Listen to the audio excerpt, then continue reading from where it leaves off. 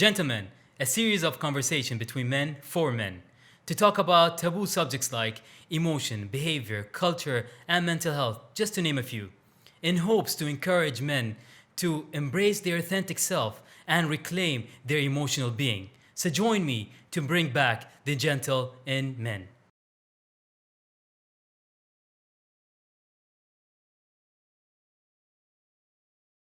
Welcome to another chapter of The Gentleman with a special guest, a mentor and a friend. Hamad, welcome. Thank you for having me. It's really a pleasure. I think it was this week that you called me and said, "Look, you're gonna come on the show." I asked you, what questions you're gonna ask me. You said, "Look, I'm gonna tell you what questions I'm gonna ask you. We're just gonna go with the flow." So Definitely. hopefully, I don't get too emotional today. Let's see how it goes, I guess. No, it's gonna be good, I'm sure. I love our chats, and to be honest, you're one of the people that is dear to my heart. To be honest, I'll give you that. And I would like to get to know more about Hamad and the other side of the stories that I get to hear. So first of all, let's start off with you introducing yourself. So I guess I'm a '90s kid, Bahraini. I like to call it the Nokia generation. Nokia generation. Champion of Snake and owner of Sega Mega Drive and Super Nintendo. Addict of Channel 55 TV afternoon cartoons, Okay. Captain Majid and so forth. So that's my kind of childhood. That's where I was brought up, and I guess I had a very good childhood. My father kind of paid attention to kind of my education and so forth, and I think really my life changed pretty young. It was around 12. I got a new job at 12, and the job was actually an IT guy, Okay. family IT guy. That happens in the family. But- One person is chosen. Yeah. Hamad, remote control is not working. Come fix it. Yeah. And so forth. The family IT guy. And part of the reason was I got the internet Okay. when I was 12. It was around 1996. But were you into that field, Aslan? I wasn't into the field. I was a kid. Okay. I was happy living life, and then we got the internet. Okay. And then I started playing on the computer. Yes. Before that, I had my bike. My biggest crowning achievement Okay. before 12 Yeah. was taking my bike to Farij with the gangster neighbors, Yeah. and we go to the cold store, the grocery shop, and get myself buy one chips Aman, and one Coke. That's my crowning achievement before 12. Nice. After 12, I changed. I was kind of this guy on the computer. And what happened, I got the internet, and on the weekends, I would beg my father to kind of take me to a computer software shop. And I'd buy, floppy disks at one point, and then switch to CDs and so forth. And I got into Photoshop. Photoshop was kind of new, Paint Shop Pro, and kind of doing designs online. Yeah. Did you know that I owned at 13 or 14, I think, I owned Hamad.com Wow. and MiddleEast.net. I was into kind of domain collecting all the domains Yeah. and so forth. Yeah. Hustling at a very young age, huh? Young age. Because I was an explorer, Yeah. And my father came to me one day and he said, "What are these credit card bills?" What is this? I said, "I got Hamad.com," and he's looking at me. Hamad. Who knows Hamad? We only know it here, In America, they don't know Hamad.com. No, go get something better. And cancel these. I'm like, "Dad, no, trust me, I'm the only one who owns it." I'm trying to explain to him, he didn't get it. So, anyway, I owned it for a while. I'm sure if he saw the price tag on it right It now. Well, the price tag on it, yeah, but the monthly fee at that point was around $30 or a bit less at that point in time. Now it's kind of, you can get for $8.50 or so forth. Yeah, so that's kind of one thing that changed my life. I became the IT guy, the guy on the computer. Family would kind of send. My cousins would come over, go hang out with Hamad, so that you can, so he can teach you about the computer. He can. I guess I went to a private school, 13 years of private American school in Bahrain. So my English was very good, and my cousin's English not as good as mine Yeah. at that point, many of them. So they'd send their children, my cousins, I love them, I love your cousins, and they would kind of come, go hang out with Hamad so you can improve your English. Yeah. So that was kind of, so the English tutor Mhm. and the IT guy. The So second thing You've was... been mentoring since a young age as well. yeah, definitely. I was kind of there. Sometimes they had some course and I'd kind of help them. So Yeah. definitely, that was something that happened at 12 plus. The second thing is academically. Before I was 12 years old, I was an average student, average, kind of below average, kind of just thinking about I want to get on my bike. I want to be a pilot when I grow up. The kind of basics. After 12, academically, I changed. And part of the reason was my dad. And this is a story I tell my friends and a lot because it's something that affected me. And it was one time my father was sitting down after school and I came. Apparently maybe he got a call from school. By the way, Hamad needs help in this, or he's not doing well in this, or he's a bit rowdy or noisy. I don't know what it was. Okay. But he sat down and was like, Hamad, bring your books. That doesn't sound good, right? True. So he brings my books and it was US history. US history, because it was US history class, American school, huh? Yeah. And he opened the book and he's reading, and kind of trying to get it in my head. I was thinking about the bike. Where am I going to go? I want to get on my computer, things like that. I wasn't thinking. And he was reading it and then he paused and he asked me, Hamad, what is scurvy? Scurvy. Shinu scurvy? And I'm like, Hamad, do you know what scurvy is? Do you know what scurvy is? I have have no idea. True. You didn't listen to what he said. I don't know what scurvy is. Yeah. You know what I mean? So I'm like, scurvy? Sure. He gave me the biggest slap in my face. Really, it was a big slap. Okay. And he said, I'm going to read it again. And then after, you can tell me what scurvy is. Yeah. Wallah, Hamad, until today, I didn't forget what scurvy is. Until today. Anyways, the idea of this is he started getting more involved. Yeah. Yeah. In kind of my life, in kind of my education. He would teach me physics and so forth. And I switched. And if you talk to my classmates, they've always seen me as a guy who's an overachiever in school, generally. And part of the reason was my dad and maybe everybody has that ability in them if you force them, if they're scared. I was scared of my dad. Yeah. So maybe that was the reason that kind of made me overachieve or spend more time and so forth in that. So that's kind of the two things that was kind of a switch in my life. Okay. Okay.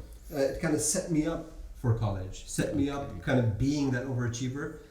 And with that comes pressure, Hamad. Pressure of great expectations. True. Hamad, my father would come to me and say, Hamad, when are you going to invent something? That was kind of the startup of that time, is invent something new. Think and invent something. Be creative. Yeah. And there was that kind of pressure where everything I did, even, choosing college, choosing my major in college, was for the purpose of inventing something. Or starting a company or doing something special that is non-average. And it was the pressure that was on top of my head. Could I stop you for a second, if you don't mind? You mentioned about the overachievement and the fear. So more or less, we're talking about the negative reinforcement that was given onto you, that the responsibilities and the obligations and trying to prove, to prove to your dad that you're capable. Were you always having that mindset that I want to make my dad proud, putting him first and what he wanted from you more than what Hamad wanted? That's all I knew. Okay. After 12. I mean, I discovered a few things about myself when I was older. Okay. But definitely, until today, I'll be honest, that when I want to start something, I pass it by my dad. And part of the reason I pass it by my dad is because maybe I got used to it. Okay. Number one. Maybe it's just that I feel like you always feel like he knows something maybe that you don't know. Maybe he's gonna adjust something. Yeah. And actually, I got that realization later on. When I chose my college degree, I went into computer telecom engineering and business. and it was at an Ivy League school in America. And when I chose that, I chose it with a plan. Mm-hmm. My father came to me, and we looked at a kind of a news post from the government of Bahrain that the telecom market is going to be privatized or deregulated. Yeah. And that was something that we read about in 1999. And 2001 is when I graduated. So I went saying, okay, let me study computer telecom engineering because it's going to deregulate and maybe I can be involved in this kind of new phase of Bahrain's kind of technology kind of sector. So I went kind of with the aim that I'm expected to do something with this. Mm-hmm. So when I came back and I was in this mindset, almost a blind mindset, you know. I was confident because they kind of tooted my horn all these years, you know. Sure. The guy they came to, the golden boy, and it's not a nice. It is a lot of pressure, and it feels like I need to prove myself. Okay. So just 1 second. Are you the only male or the son in the family? I have a brother. He's young. He's Okay. 14 years younger than me. So yes, I'm the oldest. Okay. And I was the only son for a long time. You know, so definitely A lot of expectations from the son. Definitely the expectations are on my head. Definitely, Okay. 100%. And it's not a. I mean, I guess it was okay, but you know, when I so going back to kind of starting the company, which is my first company, I started it with no experience, Mm-hmm. and I started it with this kind of. I want to start a telecom company. I came back, and really college doesn't teach you how to start a company or kind of what to do, which equipments to buy, which people to hire, and so forth. So everything was a learning experience, and I've made so many mistakes, Hamad. So many mistakes to the point where I calculated my costs in order to start a telecom company. Mm-hmm. It was around close to 1 million BD, and that's around what? That's around $2.5 million in order to start. But So I needed that money. yeah. And I was like, okay, this is my plan, and I'm all excited. I go to my dad. So, Dad, look, right now, I need 500,000 BD just to get started. And this is he's like, he looked at me, and maybe he changed, I don't know, but he told me, Hamad, look, I'm going to give you, and not many people get an opportunity where their father kind of gives them cash to get started in what they want. So I appreciate that. He said, I'm going to give you 1 million BD, and you decide what you want to do with it. You want to do your telecom company, do it. You want to keep it for yourself, keep it. You know, my suggestion is just go buy yourself a building, small one, and then rent it and live your life. It's your choice. It's now, khalas, I let it go. But I had been programmed so much to kind of get to the point where I'm going to start something, invent something, that I took that money and I said, I'm going to put it into a new company, into a new telecom company. And once he gave it to me, and there was a point I had only 30,000 dinar left in the bank from that entire amount, all into the company, and I haven't gotten to the point of revenue yet because of a lot of mistakes. Mm-hmm. And when you receive that money and you feel like that, you get this kind of frog in your throat. And this feeling that, Hamad, wake up, what are you doing? Do you even know what you're doing? Yeah. I was 22. Are you crazy? And the reality kind of sets in. Yeah. And you get this feeling that what am I going to do if nothing happens? Yeah. Am I going to go to my dad and tell him, look, I've spent 3 years on this or 2 years or so forth, and what am I going to, should I just go get a job? And there were moments that I'd go to McDonald's or a restaurant, and there were moments during my kind of growth in my company where I'd go and I'd watch the waiters, and they'd be smiling, laughing and enjoying life, and for moments I wished I had their job. Can you imagine? Yeah. I'd look at them and say, I'd be happy there. A simple life. Yeah. I can just go home, just what I need. I don't need to deal with this because the weight is on my shoulders. True. I have employees, and the weight of the employees and their livelihood is on my shoulders. Yeah, and you think about it, And it's you like, think is about this that. worth it? Like, guess the point is, am I all this effort and time, like sweat, and tears that you put True. into it, is it worth it? Yeah.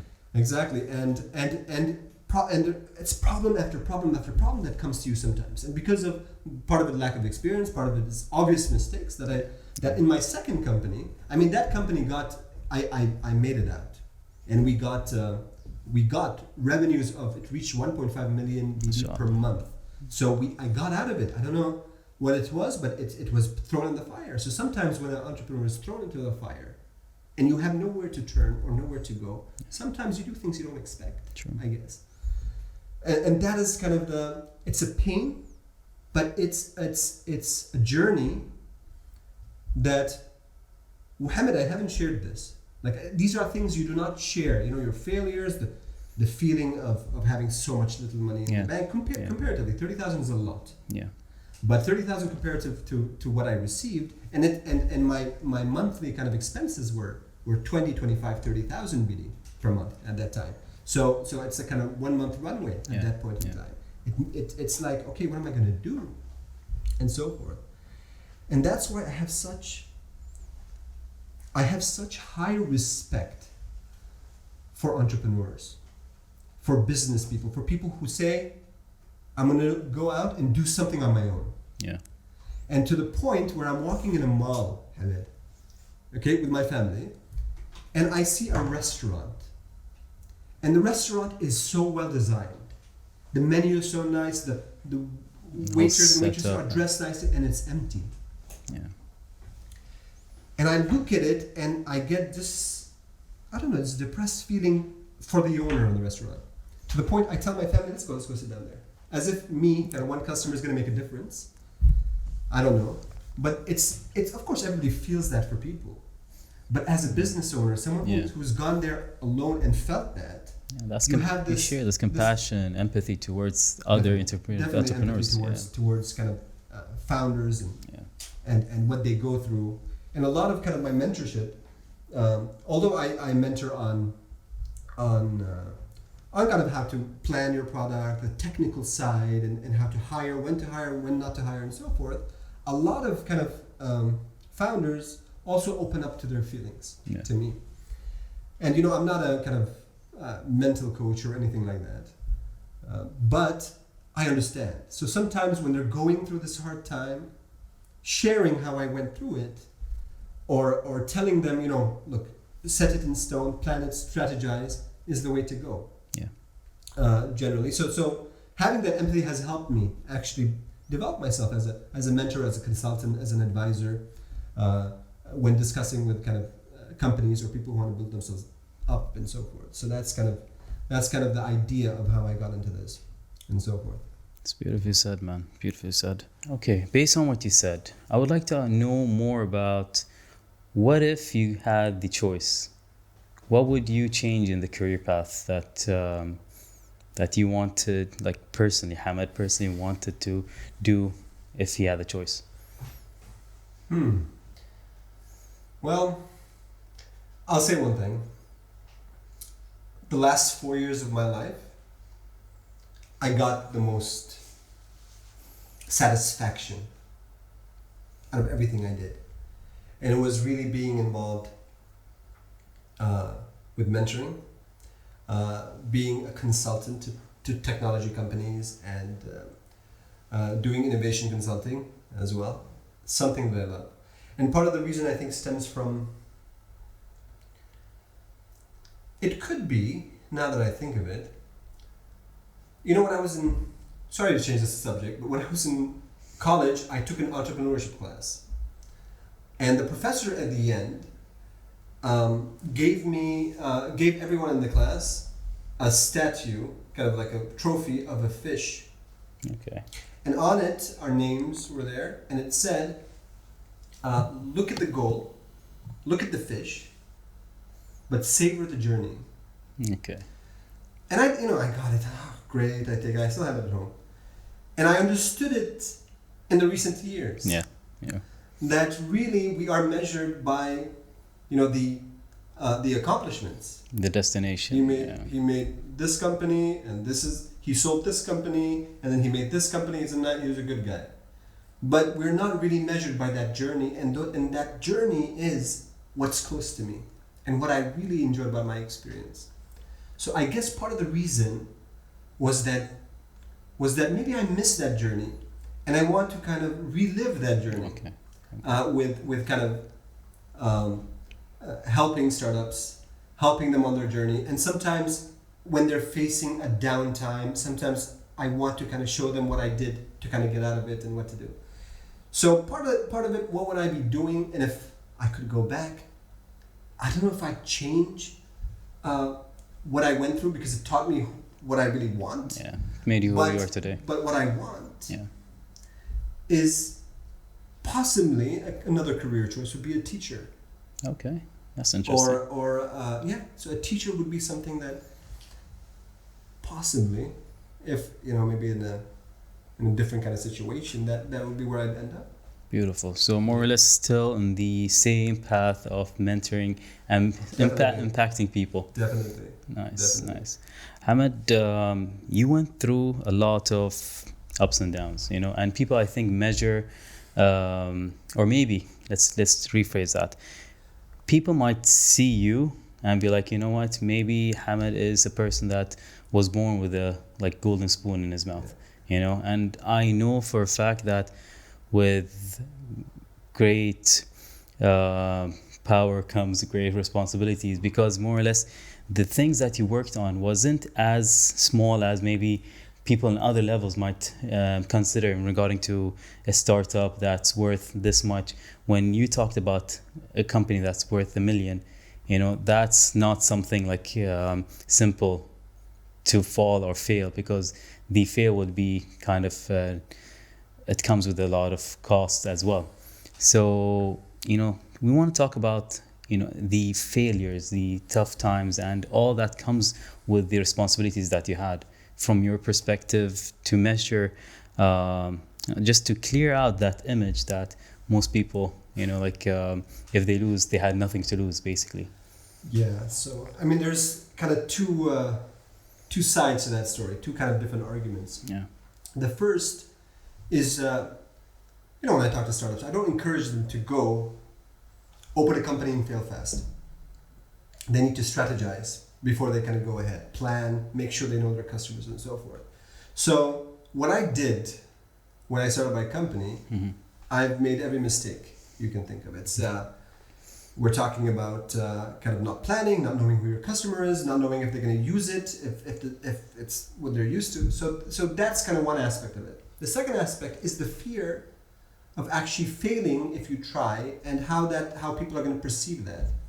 And I think we're improving on that, especially with the Bahrain startup ecosystem and kind of this kind of education that's going on, and sometimes kind of looking at failure as a learning. And there's this stigma of failure that's kind of prevalent, especially in the older generation, where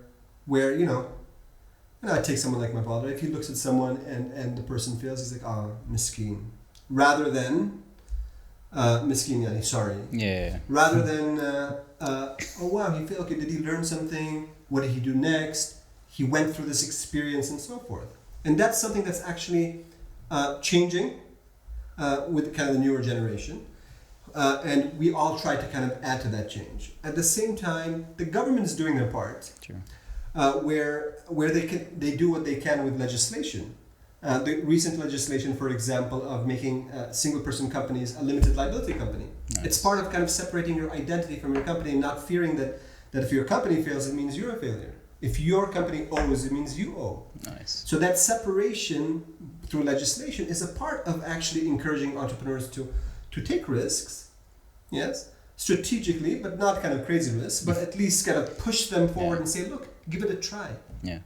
So legislation is helping with that. The startup ecosystem, and every time I'm sitting down with some startup or another, and they talk to me about, the negative part of kind of the startup journey, I always remind them that you are becoming a different person. You are learning things that you would not have before. You are improving kind of your kind of knowledge of how to do things.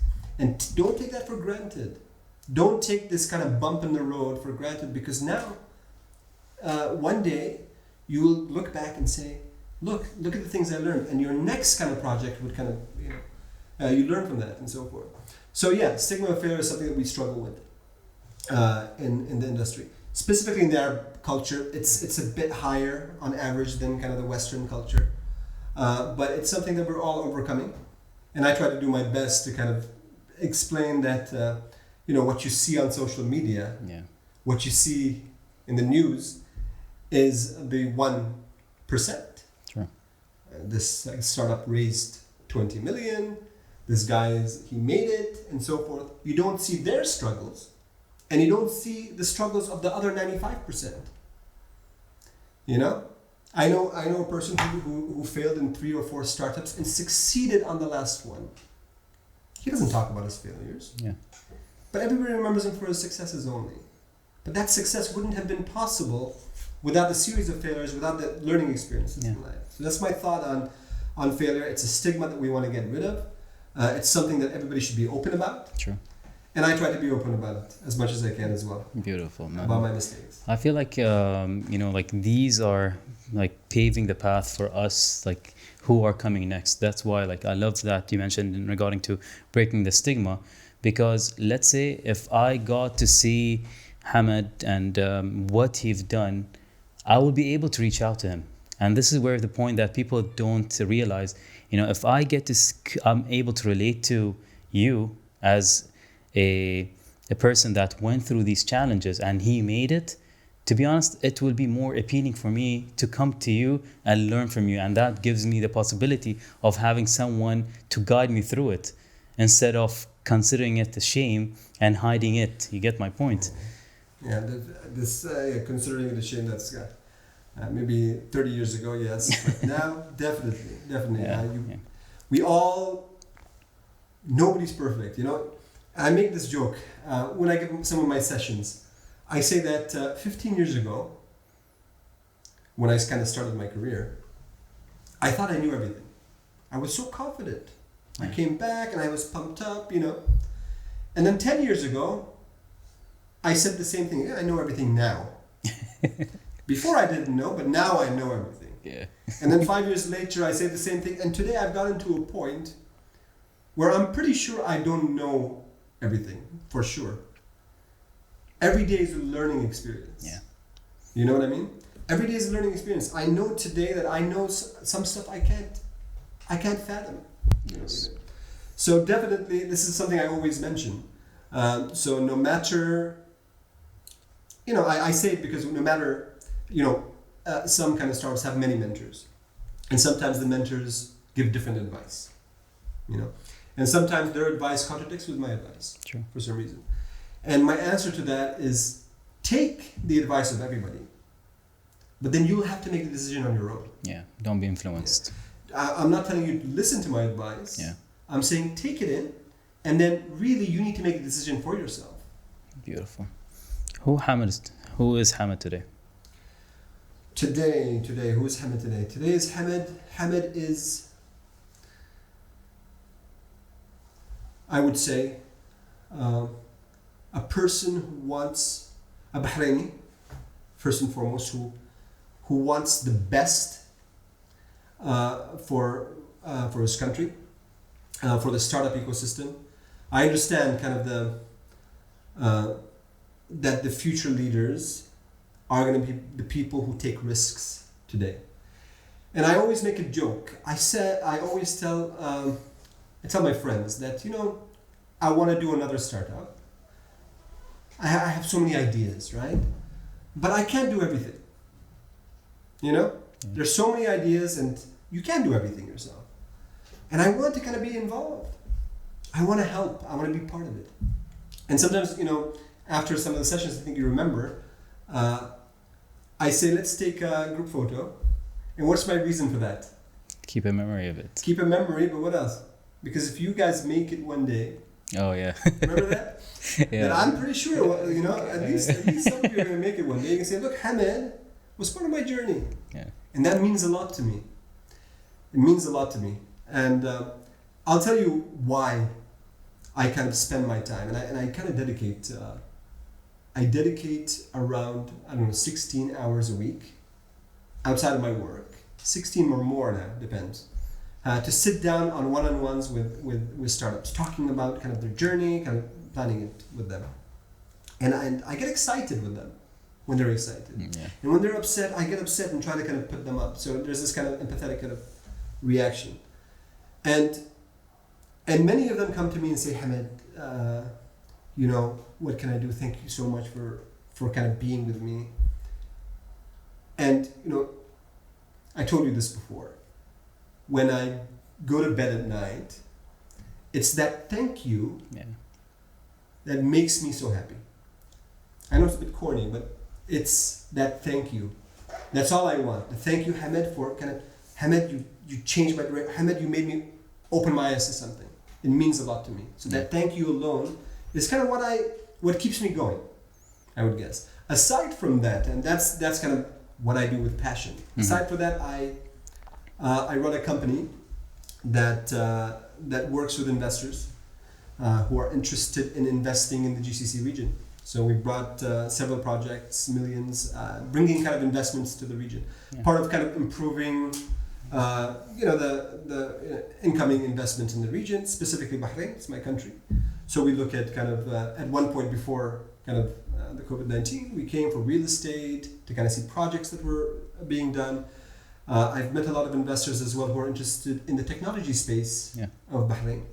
We're still on the lookout for kind of companies that are growing, getting to a phase of growth and revenue, and who knows? Maybe we can bring these investors to invest as well. So that's what I do, kind of work related. Beautiful. Working with investors around the world. Beautiful, man. Finally, your key messages to the gentlemen out there in regarding to life, in regarding to businesses, and in general, you know, anything that you would love to say to them in regarding to encourage them to do better. It's a key message. Well, I mean, I've said I think a lot in our talk today, but yeah, don't fear failure. Embrace it as kind of putting an extra brick on the wall that defines yourself. Every kind of failure, everything you learn. Enjoy the journey is something that took me a while to realize rather than the accomplishments, because the journey means a lot. And there are a lot of people, and including the government of Bahrain and the governments in the Arab region generally, who are encouraging. You know, back when I started my startup, there was no as much kind of funding or kind of events for startups. Mentors didn't make sense at that time. So having that kind of that support today is something that kind of will push you, and it should push you. Take advantage of it as well, and seek out people who went through it, because there are going to be times where you might feel, what am I doing? Yeah. And it's completely normal. Yeah. And it happened to me many times. What are you doing, Hamad? Yeah, is it worth it? What are you doing? It happens, and it's normal, and you doubt yourself, and that I realize is a natural kind of phenomenon. Doubting yourself is a natural thing that happens, especially when you're thrown into the fire. Beautiful, man. All right. So you heard it, guys. Thank you once again, Hamad, for being with us, and for all the key elements that we got out of this beautiful talk. I really appreciate it. Getting to see a little bit more to who Hamad is, beside being my mentor. So thank you for bringing back the gentle in men. You're welcome. Thank you for watching. Don't forget to like, subscribe, and turn on the bell notification to get our latest work.